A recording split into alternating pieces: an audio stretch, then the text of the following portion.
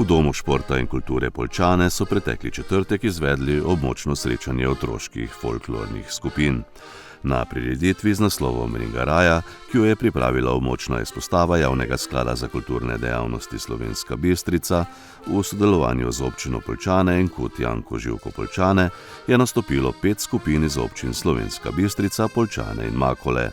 In sicer otroška folklorna skupina Mehurčki iz vrtca Otona Župančiča Slovenska Bistrica, mlajša folklorna skupina Krog Društva za kulturno vzgojo Krog, otroška folklorna skupina osnovne šole Kajetana Koviča Poljčane, otroška folklorna skupina Akacija osnovne šole Anice Černejeve Makole in starejša folklorna skupina Krog Društva za kulturno vzgojo Krog.